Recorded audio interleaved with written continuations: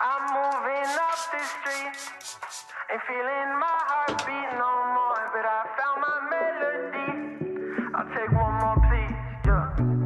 So I grab my teeth, they want to keep receipts. I said, I buried the old me, 6 feet under, in case you wonder. 6 feet underground, my lips here won't make a sound. I told you once, I told you twice, where I left those words in a past life. I'm moving too slow. Hello.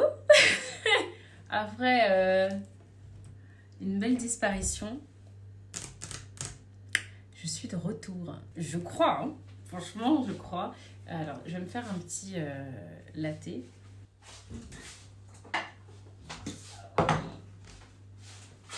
Alors, qu'est-ce qui s'est passé? Pourquoi ça fait plus d'un mois que je suis pas là sur YouTube? Pour la simple et bonne raison que j'allais pas trop bien. J'étais pas au top de ma forme.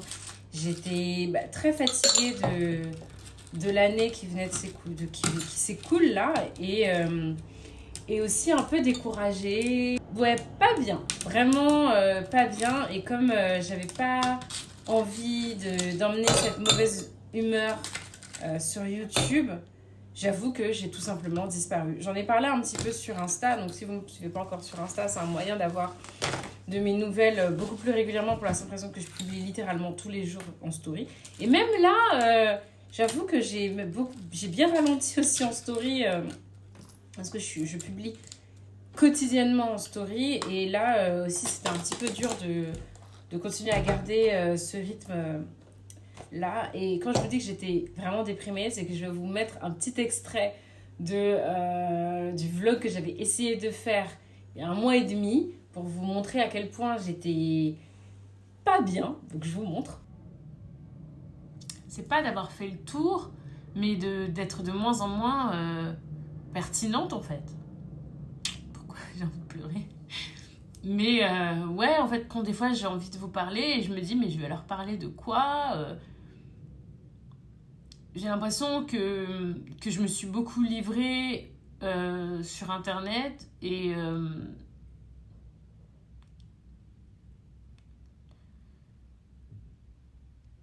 c'est pas que j'ai un sentiment d'échec, mais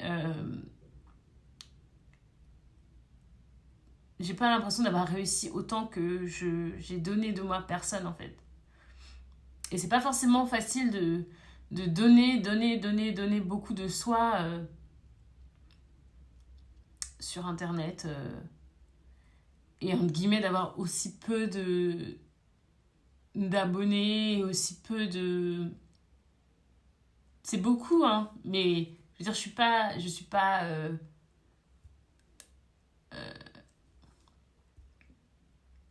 ne suis pas ingrate.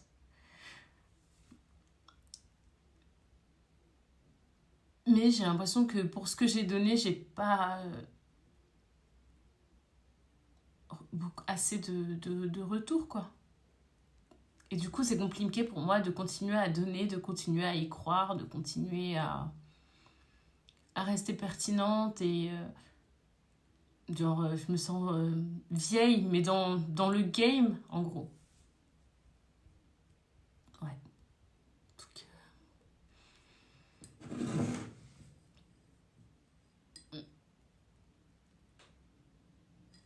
Et c'est pas... j'ai l'impression que ce que je dis... genre, les sujets que j'ai abordés il y a 6 ans, c'est des sujets avec lesquels d'autres buzzent aujourd'hui. Et je me dis, mais moi, j'en ai parlé avant. Aujourd'hui, on parle énormément de santé mentale. J'en parlais il y a 10 ans. Bref, je sais pas trop comment dire d'autre, mais... je suis fatiguée, quoi.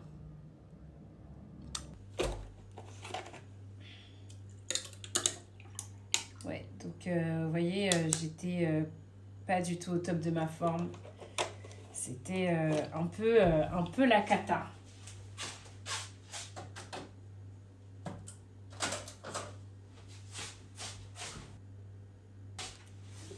Regardez comment c'est joli. Ah! Alors, j'ai trouvé ces verres-là chez Action. Ils sont trop trop beau. Écoutez.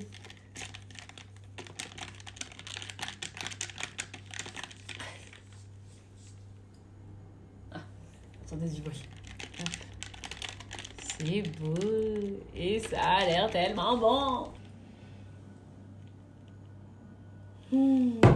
Donc, la fin d'année a eu lieu. Mini Cerise est partie hier chez son papa. Donc hier, c'était le jour un petit peu dur en tant que maman parce que mon bébé s'en va quoi. Mon bébé qui est de moins en moins un bébé. Et c'est toujours un peu compliqué de valider ses sensations, ses sentiments qui sont un peu qui sont totalement en fait de tristesse et de quitter maman et tout et tout. Et en même temps, lui dire qu'elle a le droit d'être triste et tout ça, et en même temps, lui dire lui rappeler à quel point elle va s'amuser, à quel point elle est contente de retrouver son papa, à quel point ça va bien se passer aussi là-bas. Donc, c'est cet alliage-là, cette alliance des deux qui est un petit peu dure lors des jours de départ, où elle est beaucoup dans ce truc du départ en fait tout simplement, mais il y a eu un truc assez exceptionnel qui s'est passé. Ça a un petit peu changé la section UM. Alors on va y aller parce que j'ai rendez-vous chez ma psy à 12h15, donc je veux pas être en retard, donc on va se préparer ensemble. Enfin, je vais juste enfiler mes chaussures.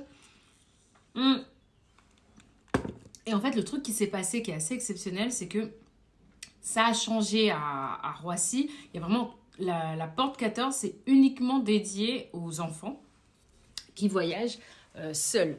Donc, alors qu'avant, il fallait tout simplement aller sur le vol, s'enregistrer normalement, en fait, comme un vol normal, et ensuite rejoindre la section UM qui est un peu à part, quoi. Voilà, tout simplement. Mais il n'y avait pas de lieu complètement dédié. Maintenant, c'est le cas. Donc, je ne sais pas depuis quand, mais en tout cas, en décembre, ce n'était pas le cas. Et donc là, c'est le cas. Et sauf que du coup, c'est tous les UM, donc tous les mineurs non accompagnés qui voyagent de tout l'aéroport. Donc il y a énormément d'enfants et ça prend un temps incroyable. Enfin, j'étais choquée. On a mis vraiment presque 2 heures. Voilà. Et en fait, dans la file d'attente, Mini Cerise a sympathisé avec une petite fille. Je le mets comme ça. Là. A sympathisé avec une petite fille. Voilà. Et il se trouve que cette petite fille allait aussi à Abidjan et aussi béninoise ivoirienne. C'était sa maman qui l'accompagnait. On a le même âge, elle et moi. Elles allaient rejoindre leur papa. Alors, la différence, c'est que elle, la maman, est ivoirienne. Et le papa est béninois, mais il vit en Côte d'Ivoire. Moi, je suis béninoise. Et le papa est ivoirien. Elles ont le même âge. Elles ont 6 ans toutes les deux. On est les mamans qui sont en France, on est séparées. Leurs papas sont en Côte d'Ivoire. Et voilà. Et les petits se sont adorés. Vraiment, voilà. Alors, on n'habite pas exactement à côté. Donc, évidemment, voilà. Mais voilà, on a échangé les contacts. Et même, vraiment, elles se sont adorées, les petites. Donc, on a échangé les numéros des papas pour que là-bas, elles puissent se voir et tout. Et voilà, et donc du coup ça a facilité la séparation avec Mini Cerise parce que pratiquement elle était contente en fait de partir, pratiquement en fait, hein. Et surtout il y avait un retard sur le vol, donc c'était assez speed à la fin, donc évidemment il y a eu quelques petites larmes avec la gorge serrée, mais ça n'a rien à voir vraiment aux épisodes de séparation qu'il y a pu y avoir juste en décembre par exemple. Donc vraiment ça m'a soulagée, je suis super contente. Elles sont arrivées hyper bien de l'autre côté là-bas. J'avais pas pu l'avoir au téléphone parce qu'elle était complètement crevée. Vraiment la fin d'année là pour les enfants, je sais pas si les mamans qui me suivent aussi peuvent ressentir, ont ressenti ça aussi, mais je trouve que la fin d'année là est archi dure pour les enfants. Elle était vraiment littéralement crevée de sa fin d'année. Donc elle dormait dans la voiture, son père m'a dit, elle s'est réveillée ce matin, j'ai eu au téléphone. Elle était un petit peu tristoune de plus être avec maman. Mais voilà, son père a pris des congés, donc ils vont vraiment s'amuser, s'éclater là-bas. Et voilà. Et donc j'ai pu faire ma première vraie nuit de sommeil Bon, mon corps s'est réveillé à 7h, évidemment. Évidemment. Mais j'ai bien dormi. J'essaye de me dire que ouais, je veux voir le côté positif là, de la chose. Que ma fille est partie. Certes, je suis un peu triste. Très triste même. Parce que j'ai mis du déo même. Et mais en même temps, j'ai l'assurance que, tout va hyper bien se passer.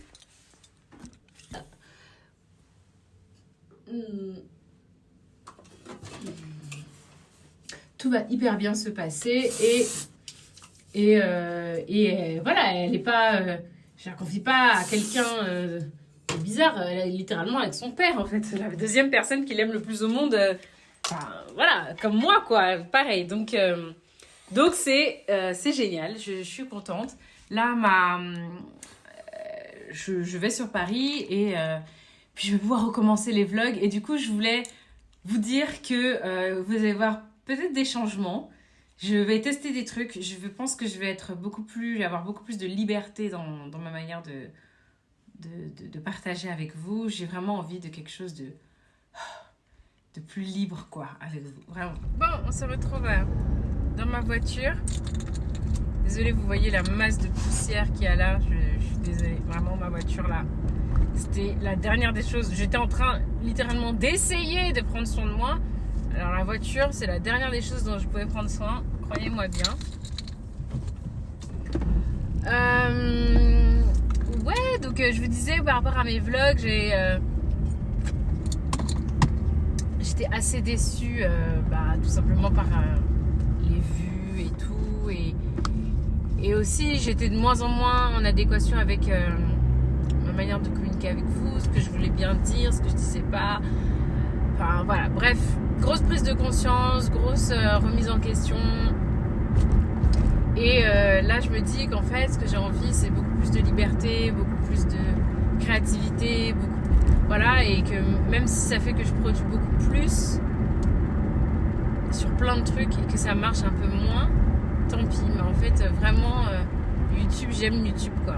Et c'est mon vecteur avec lequel je me sens le plus à l'aise. Et j'ai pas envie de le laisser. Et je sens que je me suis laissée bouffer par Insta. Et c'est pas mon but. Voilà, tout simplement. Alors oui, il s'agit aussi de manger. Alors forcément, Insta me nourrit plus que YouTube.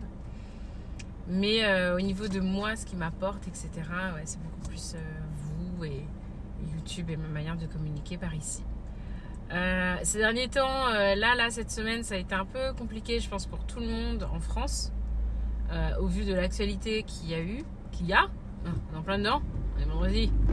C'était quoi, mardi, mercredi, que donc le jeune adolescent Naël s'est fait tuer par la police, s'est fait assassiner par la police. Et ça fait un climat hyper pesant et qui rend tout très lourd en France, en plus déjà de tout ce qui a lieu en France. Et c'est révoltant en fait, c'est même au-delà de la révolte, ça fait vraiment peur, ça participe à la montée, pour moi, de l'angoisse de tout simplement vivre en France. J'avoue que je fais partie de ces personnes qui disaient qu'elles étaient bien en France et qu'elles voulaient... Moi, mes sœurs ont toujours voulu aller vivre à l'étranger, même pas forcément dans notre pays d'origine, vraiment vivre à l'étranger et tout. Et moi, j'ai jamais eu vraiment d'attirance particulière pour l'étranger. Je me suis jamais sentie autrement à la maison qu'en France. Donc, j'avais pas... je me sens bien quand je suis au Bénin, je me sens bien dans d'autres pays, etc., en Côte d'Ivoire ou autre. Mais ça bat jamais comment je me sens en France, vraiment. Et sauf que vraiment, depuis quelques temps, en fait, je m'interroge sur est-ce que je veux vraiment élever ma fille ici ? Est-ce que je veux vraiment vivre ici ? Qu'est-ce que ça va devenir ? C'est quoi la montée de l'extrême droite ? Macron, les lois qui passent, le système scolaire, le racisme de plus en plus décomplexé, le racisme d'État, les lois qui sont mises en place, le manque de liberté au quotidien pour tout et tout et tout et tout. Bon. Et vraiment, je commence à me demander, est-ce que j'ai vraiment envie de rester là? Enfin, voilà, tout simplement en fait. Mais pour aller où d'autre? Et j'aurais jamais pensé me poser cette question-là à 33 ans, parce que moi je suis très en phase avec le fait que je voulais vivre ici et voilà en fait, hein. Mais vraiment là, ouais, je me pose la question. Et chaque truc qui arrive supplémentaire me pousse vers cette question de me dire, est-ce que c'est vraiment ce que je veux, quoi. Je sais pas si vous aussi vous avez potentiellement ce truc-là, ou est-ce que des fois je me demande, est-ce que c'est parce que je vis en région parisienne et que donc du coup il y a ce climat anxiogène qui est démultiplié en région parisienne, ou c'est en fait toute la France qui est pareille et que je ferais mieux d'aller me chercher ailleurs, tout simplement, puisqu'en plus j'ai la possibilité de travailler un peu partout en fait. Donc est-ce que vous aussi vous avez ressenti ça? Est-ce que c'est quelque chose qui vous aussi vous traverse l'esprit? Bon, donc ça y est, j'ai eu ma séance, c'était super, et là maintenant je pense que je vais aller me poser à l'hôtel Bachaumont en attendant pour aller au showroom. I pick it up with some blue smoke. Guess I don't need a hole. Got what you need in the rock and roll. To rock and roll, I said 10 white lines. Got me feeling inspired. Got me widening my eyes. Better than blue. It's true bruises glisten like blueberries. Situation like Henry is too hairy. Now I'm chasing a little bag down no Burberry. Yeah, it ain't too late for this shit. No, no, yeah. I'm moving up this street, ain't feeling my heartbeat no more, but I found my melody. I'll take one more please, yeah. So I grab my teeth.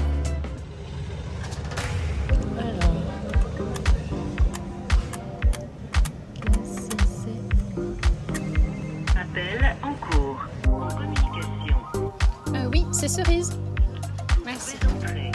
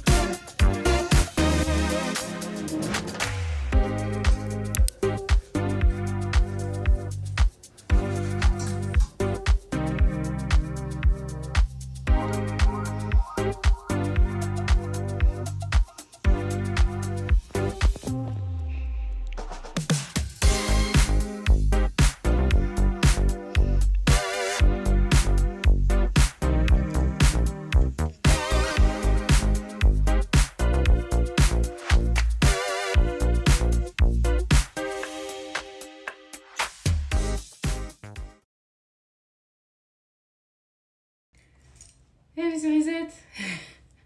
Alors, est-ce que vous me voyez bien? Vous êtes posé sur le sopalin, parce que j'ai pas le temps d'aller chercher, j'ai pas la foi d'aller chercher mon trépied. Je sors. Camille m'a invitée à la première, au lancement mondial du disque de Oxlade. Je vous l'écris là parce que voilà. Et bref, c'est dans un restaurant assez sympa africain, il s'appelle le Mama Kossa. Moi, je suis jamais allée, j'ai pas souvenir en tout cas. Et elle, c'est son QG, elle adore, elle aime beaucoup être là-bas et tout ça. Et donc du coup voilà, ça va me changer un petit peu les idées. J'ai passé une super journée. Et du coup je grignote avant d'y aller parce que j'ai faim, j'ai chaud. Et forcément, maintenant que je suis beaucoup plus reposée, je vois les choses d'un côté plus bienveillant à mon encontre. Avec tout ce qui se passe, ça me permet aussi de mettre à distance et de me dire, il y a plus grave.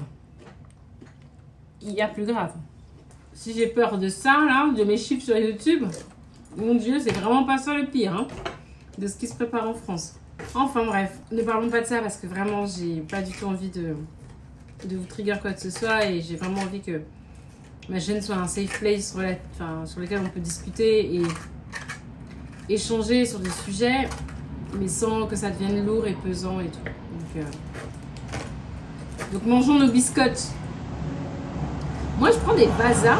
Voilà.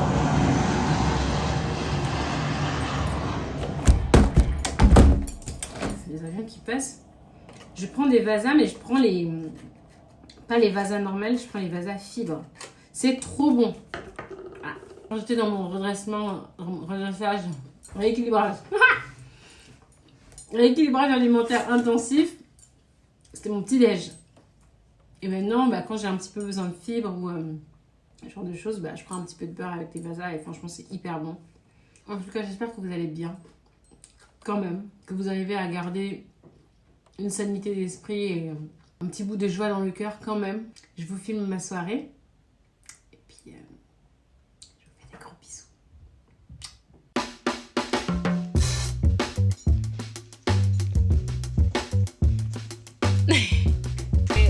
Me draguer, genre, il me faire un accident. C'est pas possible. Genre,